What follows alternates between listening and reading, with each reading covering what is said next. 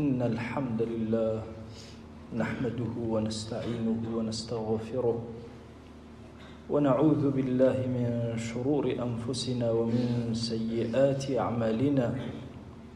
من يهده الله فهو المهتد ومن يضلل فلا هادي له. أشهد أن لا إله إلا الله وحده لا شريك له، وأشهد أن محمدًا عبده ورسوله. يا أيها الناس اتقوا ربكم الذي خلقكم من نفس واحدة وخلق منها زوجها وبث منهما رجالا كثيرا ونساء، واتقوا الله الذي تساءلون به والأرحام إن الله كان عليكم رقيبا. لپاش سپاس و ستایشێکی بێهەمتا بۆ کردگاری مەزنوو، داواکردنی درود و ڕەحمەت بۆ سەری گیانی پاکی پێشەوە مرۆڤایەتی محەممەد صلی الله تعالى عليه وسلم. عیسی عليه السلام لە قورئانی پیرۆزە 36 جار ناوی هێنراوە. هەندێک جار بە عیسای کوڕی مەریەم و هەندێک جار بە مەسیحی کوڕی مەریەم و هەندێک جار مەسیح بەتەنها و هەندێک جار عیسا بەتەنها، هەندێک جار ئیبن مەریەم بەتەنها. لە قورئانی پیرۆزە باسی ئەم پێغەمبەرە ئولوالعەزمە کراوە. داستانەکەشی لە زۆر ئایاتی ترە لەگەڵ قەومەکەیە باس کراوە، یا باسی نەسارا لە زۆرێک ئایەتەکانی پیرۆزی قورئانە باس کراوە. ئەوەی کە بەنسبەت ئێمەی موسڵمان و ئیماندارەوە گرنگە باسیکەین و ئاگامان لێبێ وەکو عەقیدەی ئیمانداران سەبارەت بە عیسی عەلەیه السەلام، ئێمەی ئوممەتی پێغەمبەر صلی الله عليه وآله وسلم لەگەڵ پێغەمبەرانە عەلەیهم الصلاة والسلام هیچ فەرق و جیاوازێک لە نێوان هیچ یەکێ لە پێغەمبەرانە ناکەین. لا نفرق بین أحد منهم، هیچ پێغەمبەرێک لەگەڵ پێغەمبەرێکی ترە جیاوازی ناکەین. ئوممەتی ئەهلی سنت ئوممەتی خۆشەویستیە. ڕقی لە یەک پێغەمبەر نابێتەوە، وەکو یەهود و نەسارا نییە ڕقی لە هەندێک پێغەمبەر بێتەوە هەندێکی خۆش بێ، وەکو شیعەش نییە ڕقی لە هەندێک سەحابە بێ و هەندێکی خۆش بێ. ئوممەتی خۆشەویستیە، وەکو ئەو فێرقە غولاتانەش نییە هەنێ لە عولەمای پێ ناڕەحەت بێ و پێ ناخۆش بێ هەندێکی پێ خۆش بێ. ئەم ئوممەتە ئوممەتی خۆشەویستیە، ئەولیا و صالحین و ئەصحاب و ئەنبیا و هەموویان سیر ئەکات بە ڕۆحی مەحەبەتەوە. بۆیە بەشێک لە عەقیدەی ئێمە بەرامبەر بە پێغەمبەران عەلەیهم الصلاة والسلام ئەوەیە کە بە یەقین بە پێغەمبەریان ئەزانین و بە یەقین و دڵیش خۆشمان ئەون. هەموو پێغەمبەرێ لە پێغەمبەران عەلەیهم الصلاة والسلام لای ئێمە مەحەبەتی تایبەتی خۆی هەیە لە پلەیەکی زۆر بەرزە لە سەرووی ئەصحاب و ئەولیا و پیاوە گەورەکانەوە سەیریان ئەکرێ. تەنانەت کاتێک کە مقارنە ئەکرن بە مەلائیکە لە سەرووی مەلائیکەوە سەیری پێغەمبەران ئەکرێ عەلەیهم الصلاة والسلام. و پێغەمبەری خۆشمان عەلەیه الصلاة والسلام کاتێک کە سەیری ئەکەین بە قودوە و گەورەی تەواوی مەلائیکەت و تەواوی ئەنبیا و تەواوی ئینسانیەت و بەشەریەتی ئەزانین. عیسی عەلەیه السلام لە قورئانە وەکو پێغەمبەر ناوی هاتووە. خۆی بۆ خۆی ئیدعای ئەمەی کردووە و هاواری کردووە کە من پێغەمبەرم، شتێکی تر نیم. وإذ قال عيسى ابن مريم يا بني إسرائيل إني رسول الله إليكم. هو بني إسرائيل من پێغەمبەری خودام بۆ ئێوە. کاتێکە لەم ئاەتە پیرۆزە ورد ئەبیتەوە ئەبینی عیسی عەلەیه السلام یا نەسڕانیەت دینێکی جیهانی نییە. پێغەمبەری خوا صلی الله عليه وآله وسلم ئەفەرمێت لە 5 تا فەرقم هەیە لەگەڵ پێغەمبەرانە. هەموو پێغەمبەرێ بۆ گەلەکەی خۆی هاتووە، بۆ قەومەکەی بەتایبە هاتووە. ئەوە منم بۆ هەموو ئینسانیەت هاتووم. وەکو رب العالمین لە قورئانە قل يا أيها الناس إني رسول الله إليكم جميعا. أي پیغمبر أي محمد صلى الله عليه وآله وسلم بيان بڵێ کە من نێردراوی خودام هو ئینسانەکان نێردراوی خۆم بۆ هەر هەمووتان. کاتێککە خطابی عیسی عەلەیه السلام سیرەکی لە قورئانە قەت بناڵێ یا قەومی لەگەڵ پێغەمبەرانی ترا ئەمە جیاوازەکەیتی. حتا موسى عليه السلام کاتێکە هاتووە بەنو ئیسرائیل بە یا قەومی هاواریان لێ ئەکا. وإذ قال موسى لقومه يا قومي لم تؤذونني هاور بيا قومي أكا. عيسى عليه السلام ليك شو أنا لقرآن بيا قومي باسي بنو إسرائيل نكردوا بلكو بيا بني إسرائيل باقي كردون چونك نسبتي إنسان بولاي باوكتي. عيسى عليه السلام نزيه لويك بنو إسرائيل يجبه دايكي بنو إسرائيلية باوكشي نبو معجزيك إلهية بويا كاتك ورد أبينا ولا داستاني عيسى عليه السلام لقرآن بيروزا أو أخوين وكعيسى بيغمبرك ولا بيغمبران عليهم الصلاة والسلام وتنهاو بني إسرائيل هاتوا وكوتا بيغمبري بنو إسرائيل كاتك هاتوا يكتر لوشتاني قرآن سرنجي إمي برأيك شيء لداستاني عيسى عليه السلام مسألي دروزبوني عيسى إثر ديار الزورق لفرقان بدرجاي ميجو لمسألة عيسى عليه السلام هم متفقين همو أديانا كان متفقين ببيباوك لدايك هو بلام إثر هندك أو دان تقديس كردو لبيباوكيا كردوان تخدا هندكيش هاتون تومدباريان كردو دايكي أو نزيها لهردو بركة كاتك ديقتي قرآن أدين أبينين لدايك بوني عيسى عليه السلام معجزيك ولا معجزة كان زورن أو سنة كونيانيك إما ألفت من بيو قرتوا احتمال أو سنتانا قرآن كاريبا سرابي همو من إما ألفت من قرتوا بويك لزستانا أبي باران وبفر لمنطقي إما بباري ممكن أم قرآن كاريا قوريك استبري ويا ممكن لولاتي إما بفر باران إترنا منه بروشوين يكتر بالروح أو سنة كونياني لعقلي إما تصورات كراوة ممكن يقران كاريا شكا همو لقدرته ودا صلاتي خوايا بويا أفرمي إن مثل عيسى عند الله كمثل آدم هاويني عيسى عليه السلام هروكو آدم وهايا عليه السلام أو تشونم خلق كردوا ببي دايا وبابا أمشم خلق كردوا ببي باوك آياتيك لقرآن بيروس هندجار إشكال دروس أكا خلقك بوردي لتفسيرك النارواني بيوايا عيسى عليه السلام لبشرية درج بالدليل أم آياتك إن المسيح عيسى ابن مريم رسول الله وكلمته ألقاها إلى مريم وروح منه كان ما دام كلمة خوابه ما دام روح به الأخوة كوابو بشق لإلهياتي تيا أما زور غلط أجر وهابه همو إنسانية أو بشيتيا أجر بتشينا سرق الصوت داستاني آدم عليه السلام أفرمي إذ قال ربك للملائكة إني خالق بشرا من طين فإذا سويته ونفخت فيه من روحي فقعوا له ساجدين بو آدم عليه السلام روحي بكار هنا بو عيساش عليه السلام روحي بكار هنا بابتي روحي خدا جل جلاله علماء فرمون ما إضافيك التشريفية نك جزئي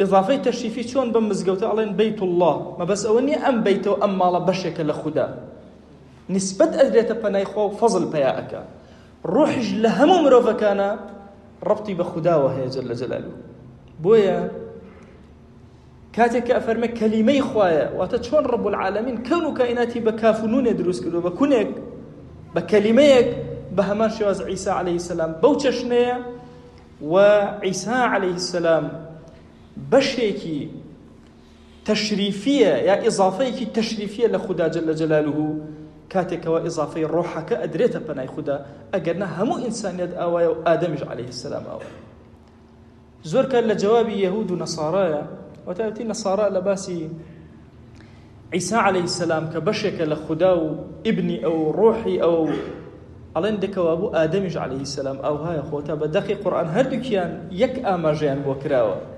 هردوكيان لروحك وكإضافة أديت بنايخوا طبعا إنسانات للروح ويرانا أم إنسان قسأك أجول حركك هريشك لإيما للحظيك هيك نامن منار لسكي دايك هيك حركة جولك للحظيك دروس أبي أمر كسلم سرتي ناقا همو إنسانات كوبيته والروحي ببر ميروليك ميشوليك فيروسك بيناكل ميكروبك بيناكل ولا تصورك ئەگەر بێت و ئەم ڕۆحە لە لای خوا نەبوایە ئینسان ئایا نەئەگەیشتە ئەو پلە؟ ئەگەیشتە ئەو پلە. بۆیە علومی ئینسانیەت ممکنە بگاتە هەموو شتێک، بەڵام قەت ناگاتە ڕۆح.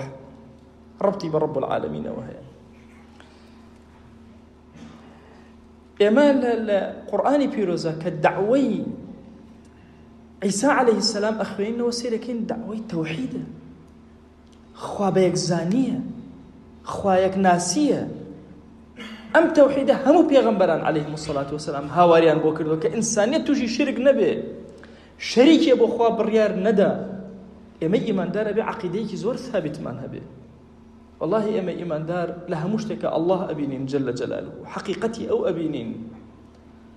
حتا لە سەبەب و ئەسبابەکانە کە بەکاری ئەهێنین تەنها لەبەر ئەمرێکە پێمان کراوە ئەسباب بەکارهێنین.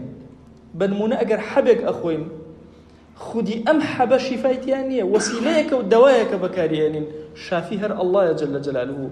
ئێمە عەقیدەمان ئاوا دامەزراوە. بۆیە کەون و کائینات و حەچی شتێکی هەیە هەمووی ڕەبتەکەینەوە بە خوداوە جەلە جەلالوه. چونکە ئەو کەسەی کە خەڵقی کردووە ئەو خاوەنێتی ئەو بڕیاردەرێتی. ئیتر ئێمە ئەم عەقیدەیە نەغلو ئەکەین و زیادە ڕەوی ئەکەین لە حەقی صالحێکە، لە حەقی پێغەمبەرێکە، لە حەقی هیچ کەسێکە. حتا پێغەمبەری خوا صلی الله عليه و آله وسلم ئەفەرمێ کەلیماتانێک مەڵێن کە من بەرەو ئاستێکی وەها بەرێ یان مقارنەیەک بێ لە بینی من و خوددا جەلە جەلالوه. بۆیە ئەفەرمێ کاتێکە وتان شاء الله مەڵێن وەشئتە، بڵێن ثم شئتە، پاشان ویستی تۆ، ویستی خوا و پاشان ویستی خوا، مەڵێن ویستی تۆ و خوددا. خۆ ئەم کەلیمەیە لەوە ئەچێ زۆر شتێکی وەهاشی تیان نەبێ، بەڵام پێغەمبەری خوا صلی الله عليه وسلم دەرگاکانی شرک هەمووی دائەخا لەسەر ئومەت و پێغەمبەران عەلەیهیمو الصەڵاتو وەسەلام هەموو دەعوەکەیان دەعوەی تەوحید بووە و عیساش عەلەیهی السەلام دەعوەکەی هەر دەعوەی تەوحید و خوا بە یەکزانیە. بۆیە کاتێک کە ئەبینی لە قورئانی پیرۆزە ئەفەرمێ حیاتی عیسا عەلەیهی السەلام بە کۆمەڵێک قۆناغا تێپەڕیەوە، قۆناغی مناڵیەوە هەتاوەکو قۆناغی شەبابی و گەنجی، قۆناغی کەهلی کە لە قورئانە باس کراوە دواتر لە کۆتایی زەمانەکە ئەگەڕێتەوە. ئەبینی عیسا عەلەیهی السەلام لە هەموو حاڵەتەکانی ژیانیا هاوار و دعوە و بانگەوازی بریتێ لە تەوحیدی خوا کە عیبادەتی خوا بکەن، بەس شەریکی بۆ قەرار مەدەن. بۆیە کاتێک کە بەنو ئیسرائیل گومانیان حتا لە دەسەڵاتی خوددا هەیە جەلە جەلالوه، یەکێک لەو داستانە مەشهورانەی لە قورئانی پیرۆزە باس کراوە هەل یەستەطیع رەبوک ئەن یەنزیل عەلەینا مائیدەة من السەما. ئایا خوا جەلە جەلالوه ئەتوانێ مائیدەیەک لە ئاسمانەوە، سفرەیەک لە ئاسمانەوە بە ڕازاوی پڕ لە خواردن بۆ ئێمە بێنێتە خوارەوە؟ عەقڵیەتی بەنو ئیسرائیل عەقڵیەتێکی ظاهریە، دنیابینیە، چاوبینیە. بۆیە هاواری ئەمەکەن و عیسا عەلەیهی السەلام بە دوعایەک ئەوەشیان بۆ ئەکەن. لە زمانی موسا عەلەیهی السەلام هاواری بینینی خوا ئەکەن، ئەیانەیە خۆیان بە لیقای خوا شاد بن، ئەیانەیە خۆیان بە لیقای خوا بگەن لە ئاستێکی ئەوها. هەمیشە ویستویانە شتانێکی ظاهری، بۆیەش معجزاتەکانیان هەموو معجزاتی ظاهرین. حتا لە قیامەتە کاتێکەوە دیقەت ئەدەی عیسا عەلەیهی السەلام خوا جل جلاله پرسیاری لێ ئەکا إذ قال الله يا عيسى ابن مريم أأنت قلت للناس اتخذوني وأمي إلهين من دون الله تو تبخلكي خوم دايكم بكنا خدا لغير خدا جل جلاله لغير الله جل جلاله أوجل والله ما فرميه يا إلهي تو أزاني من دعوة بانقوازيكم بوكردون هیچ شتێکم نەوت و خلافی پەیامەکەی تۆ بێ. هەموو ئەو دەسەڵاتە ظاهریانەی کە بە عیسا عەلەیهی السەلام دراوە هەموویان دیقەت بدە لە قورئانە بئیذنی بە ئیزنی خوای دەگەڵایە، چونکە ئەو معجزانەی عیسا عەلەیهی السەلام کە لە قورئانە ئەخوێنیتەوە پارچە قوڕێکی وەکو تەیر لێ کرد و ڕۆحی ئەهاتە بەر بە ئیزنی خوا ئەبووە تەیر. کەسێکەوە کوێر بووە، کەڕ بووە، بەڵەک بووە، لاشەی بەڵەکی هەبووە، بە دوعایەکی عیسا عەلەیهی السەلام عیلاجە بوو. حتا مردوو لە مێژووە هەیە کە 4 کەس لەو کەسانەی کەوا مردوون عیسا عەلەیهی السەلام لەبەر ئیمان هێنانی بەنو ئیسرائیل زیندوی کردنەوە، بەڵام بەچی هەمووی بە ئیزنی خوا جەل جەلاله وەکو لە قورئانە بەیان کراوە باس کراوە.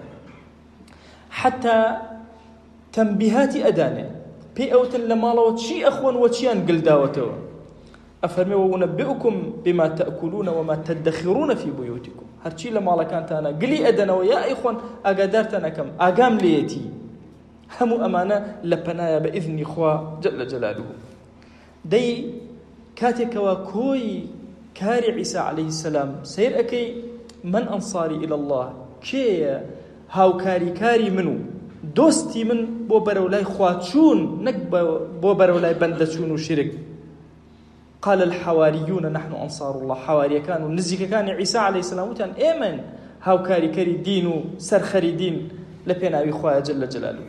هەموو ئەمانەی کە عەرزم کردن لە قورئانی پیرۆزە کاتێک کە هاتووە ئێمە لە خزمەتیە ئەبین ئەزانین عیسا عەلەیهی سەلام پاک و بێگرد لە دایکبوونی پاک و بێگرد وەفاتی کە بەنو ئیسرائیل پیان وایە مردووە و لە فکری قورئانیشە رب العالمین بۆ ئێمە بەیان کردووە کە خوا جەلە جەلالوه بەرزی کردوەوە بۆ ئاسمان و لە بینی خۆیانە کەسێک کە شوبهەی لە عیسا عەلەیهی سەلام ئەچوو کوشتیان لە بینی خۆیانە بەنو ئیسرائیل چونکە یەکێ لەو قەومیەتانەی کە زۆر دەستیان چۆتە خوێنی پێغەمبەران عەلەیهیم الصەلاة وەسەلام بریتین لە بەنو ئیسرائیل.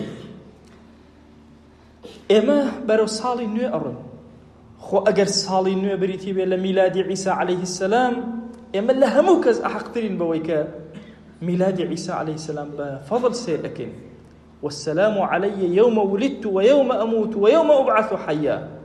إما للروجي لدايك بوني عيسى عليه السلام ما دام خوي دعاي كردو بو خوي باحترام وسيري أكين أزانين خواجة لجرى بملائكة مجديدة بمريم إن الله يبشرك وكو مجدو بشارت باسي لدايك بوني عيسى عليه السلام. بلام ئەگەر دی قەت بدەن لە جیهانە بەس ئینسان چاو بکاتەوە مقارنەیەکی بچووک لە بینی ئیسلام و ئاهەنگی ئیسلام یا عیدی ئیسلام و جەژنی ئیسلام لەگەڵ جەژنێکی غێرە ئیسلامیا بکە یەکسەر لە ماتی ئەگە.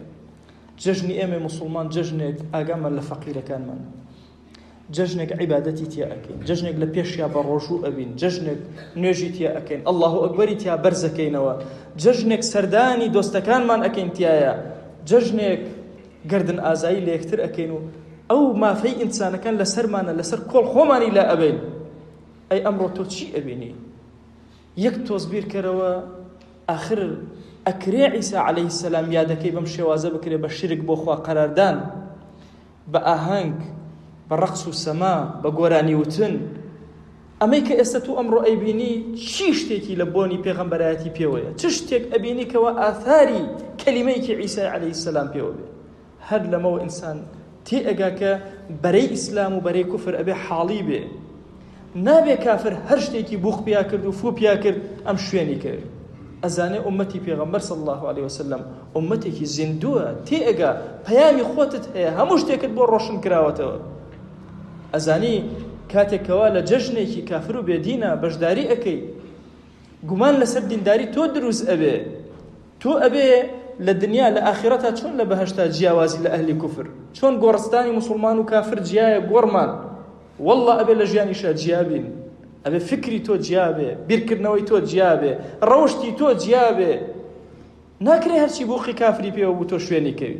بۆیە ئومەتی پێغەمبەر صلی الله علیه وسلم ئومەتێکی زیندووە، ئەزانەیە لەکوێ خۆی ئەدۆزێتەوە. ئەگەر ئەتەوێ مەقامە لای خوا بزانی، بزانە مقامت لەکوێ. ابن القیم ئەفەرمێ ئەگەر ئەتەوێ بزانی لای خوا پلە و چەند بەرزە، بزانە مقام و ژیانی تۆ لە دنیا لەکوێ. لەگەڵ کافران و بێدینانە مامەڵاکەیت و هەڵئەسیت و دائەنیشی، یا لەگەڵ ئەهلی دین و تەقوا و خواناسی و دینداری و ئەهلی مزگەوتە. خوای گیان لێت ئەپاڕێنەوە یا رب العالمین. لەم ڕۆژە مبارەکە سەلات و سەلامی ئێمە بگەێنە عیسا عەلەیهی سەلام. یا ئیلاهی یەکێک ناومان لە خزمەتی ئەبێنە، سەلامی دڵی ئێمە و مەحەبەتی دڵی ئێمە پێ بگەێنە. یا ئیلاهی داوات لێ ئەکەین بە ڕەحمەت و بەزەی خۆت هیدایەتی ئیماندارانمان بدە، دوورمان خەرەوە لە عیادی جاهیلی یا رب العالمین. خوای داوات لێ ئەکەین بە ناوی جوانت بە صیفەتی بەرزە بە ئیسمی عەظەمت لەسەر جەم گوناهەکانمان ببوورە یا ئەکرەم الئەکرەمین. یا ڕەبی خوای گیان ئەو ماڵانەی گرفتێکیان هەیە خوای بۆیان چارەسەر کە. یا ئیلاهی داوات لێ ئەکەین ئەو کەسانەی بێحاڵ و ماڵن ماڵداریان کە، بێ مناڵن مناڵیان پێ عەتاکە. یا ئیلاهی هەموو قودرەتی مناڵبوون لە دەستی تۆیە یا رب العالمین. عیسات بە کەلیمەیەک خەلق کرد. یا ئیلاهی زۆر کات مادە تەواو ئەبێ لە مەسەلەی مناڵە. یا ئیلاهی هانە بۆ لای تۆ ئەهێنین ئەو ماڵانی کە بێ مناڵن خۆت دەروی خێریان لێ بکەرەوە. یا ئیلاهی مناڵی ساڵحیان پێ عەتاکە. ئەوانەمان بە مناڵەکانمان ساڵحکە یا ئەکرەم الئەکرەمین. قەرزارین قەری سەرشانمان سووکە، نەخۆشین شیفامان بۆ بنێرە. یا ئیلاهی داوات لێ ئەکەین شفاء ما ببني لنخوشي مادي ومعنوي معنا يا رب العالمين بمان شار ويا أكرم الأكرمين يا ربي خويا هلوكم وكري زور مان كردو عفو مانك ستر مانك بمان شار ويا رب العالمين يا إلهي لخوشبوني خود بسر مانا ببارنا أم عبدانا هاتون تأماليتو بخوا إلهي أمانا دسي زليلي برزناكنا وتنها لحضوري تو يا نبي أمانا سجدنا بن تنها لبيناوي تو يا نبي يا إلهي أمانا أهل توحيد تنها تو أناسا لقلتو يا أمام الله أكن لبوتو ركوعبا يا إلهي داود لي أكن دعاك جرابك وادعوا الله وأنتم موقنون بالإجابة. الحمد لله رب العالمين والصلاة والسلام على خير خلق الله محمد وعلى آله وأصحابه الكرام وتابعيهم بإحسان إلى يوم الدين. أوصيكم عباد الله ونفسي قبلكم بتقوى الله وكثرة مخافته فإن التقوى شعار المؤمنين ودثار المتقين ووصية الله تبارك وتعالى في وفيكم وفي الخلق أجمعين. وشبي سكام برو ساڵ 2020 میلاد عیسای عليه السلام ملمێ ئێمە ئیماندار ڕامە فرە ڕۆشنە گرچی و چێمە کرێنێ دینەکەمە پێغەمبەریان صلی الله عليه وآله وسلم گرچی و شپەی ڕۆشنی کردێنمێوە چێمە کرێنێوە قورئانی مبارەکەنە باس و عیسای عليه السلام فرە کریان گەرەکمە تەنها چەند ئاەتی خزمەتانە باس کرد.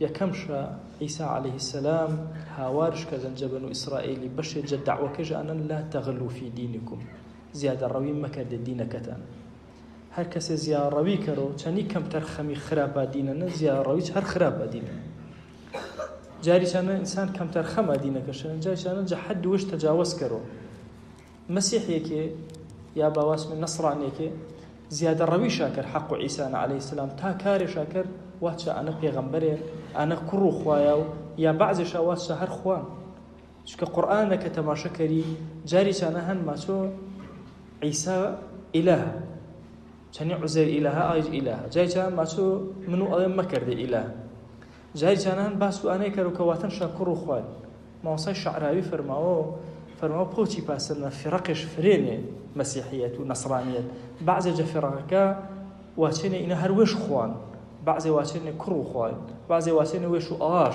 بعضی واسنه أقانيم ثلاثة جبرائيل الله واسمه عيسى يرخوينه كرتو بخوت عقيدة وباطل فاشل شو كأي عقيدة أجر نظروا عقلي وتماشش كري مكريو تنخو وسرو زمين يوبا حتما أشم الملاني بين شان دروزبو ما بخوا حاجج بأولادي بو هر كسي حاجج بأولادي بو نقصانيشن بوتي حاجج بنشا تماشى كري قرآن مباركنا فرموانش إني عبد الله واتنج من عبد خوينا آتاني الكتاب جوازيم شني إنسانك شيشة تنها أنا من كتاب بأمان وجعلني نبيا خوي كردنا ببيغمبر ورج بجاردنا وجعلني مباركا أينما كنت كردنا بكسي ومبارك هر يا ونبو بركة شاي إنا شاي جنا شني أنا شن پیامی گوره هنه جا عیسای علیه السلام اشم امی گنج فرا قامت نشابو بتابتی گنج که ما آرون تماشا کرده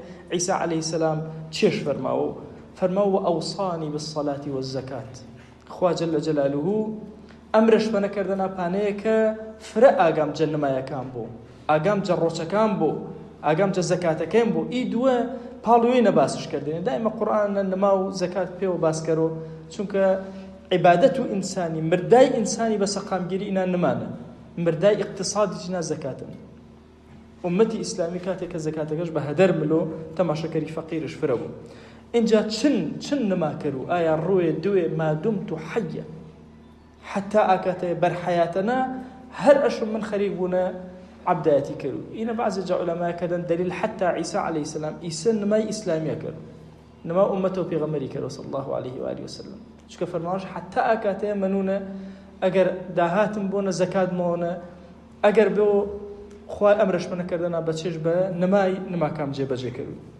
دماو إني وبرا بوالدتي عيسى عليه السلام تنها آشنا أكسي آو تاتشهن هردوي أكسي تنها آشا من نجيان آشا أكسي تنها تاتج منن تاتج أشم خدمتش كري خاصة كاري كري ولم يجعلني جبارا شقيا كسي ظالم نبي ظلم جا إنسان كان نكري إن بيام عيسى عليه السلام كإيما إيمان دار جاگر كسي أحق ترين بموسى بعيسى عليه السلام بيغمر خواه صلى الله عليه وسلم جباسو عاشورين فرماواش إما أحق ترين مجا بنو إسرائيل جا يهوديا كابا موسى دبخوا جا نصاراج إما أحق ترين وران ورو عيسى عليه السلام ورو أنا أشم زان مي أتشير وانا تشيشكر مي إما تأكيد نيا لاما وكي عيسى عليه السلام جا أليبيان بەڵام ئینە بیان پێسە جۆرێجە یادی و جیهان گر کەرۆش ئەشم تۆی ئیماندار کۆمەڵی بەرنامە بوو هەر چۆنێ بۆ ساڵی تازێنە و ملی سەرش هەرچنە ساڵە لە ئێمە ساڵی کۆچیەنە بەڵام ئی ساڵە تازێ کە مێوەرە ئەشم کۆمەڵی بەرنامە پێ ژیانەوەڵ نییە بۆ رەزانی چێشکەری چی ساڵە تازێنە هەنگامە چەنی منیەی چن قورئانوانی چن ئیلتیزامکەری مزگیۆ چن کاسبیکەری حەڵاڵ فکرەکە و مەشروعەکە زیاتر کەری ئینە گرگە بگنەوە دایرە و عیبادات و دایرە و ئانەیەوە کە ئینسان چکەمە یەرە ئەرکێماینە سەرانە ئەشم عیبادەت و خوای کەرمێ ئەشم تعمیر و سەر و زەمی کەرمێ ئەشم خلافەت و خوای گەڵنمێ هەر یەرە پرۆسەکەن ئەشم ئینسانی ئیماندار دائیمە هەرمانە کەر و نەمردو ئینە چه فەزیلەتی وفرە گەورن پێ ئومەت و پێغەمبەری صلی الله عليه و آله وسلم خوای چەنەڵ پاڕێمێ و داواوە نەکەرمێ بەدڵ هاوار مارمێلاتۆ سەڵات و سەلام و ئێمە یاونە لا عیسای عليه السلام ومحبة دلو إما جياونا فنا يا أكرم الأكرمين خوايا جان وتاريك مليمشا قرب ما كان قبولي كرا جوجيرتا يا خوايا قرب ما كان قبولي كرا بزي ومزم المار يا أكرم الأكرمين وأوصيكم أيضا بالصلاة والسلام على رسول الله حيث أمرنا الله تبارك وتعالى في محكم تنزيله قائلا إن الله وملائكته يصلون على النبي يا أيها الذين آمنوا صلوا عليه وسلموا تسليما اللهم صل على سيدنا محمد وعلى آل سيدنا محمد وبارك على سيدنا محمد وعلى آل سيدنا محمد كما صليت وباركت على إبراهيم وعلى آل إبراهيم إنك حميد مجيد اللهم اغفر للمؤمنين والمؤمنات وللمسلمين والمسلمات ولمن أنشأ هذا المكان اللهم أعز الإسلام والمسلمين وأهلك الكفرة والملحدين اللهم انصر من نصر الدين واخذل يا رب من خذل الإسلام والمسلمين اللهم آت نفوسنا تقواها فزكها أنت خير من زكاها أنت وليها ومولاها آمين آمين والحمد لله رب العالمين أقم الصلاة يرحمك الله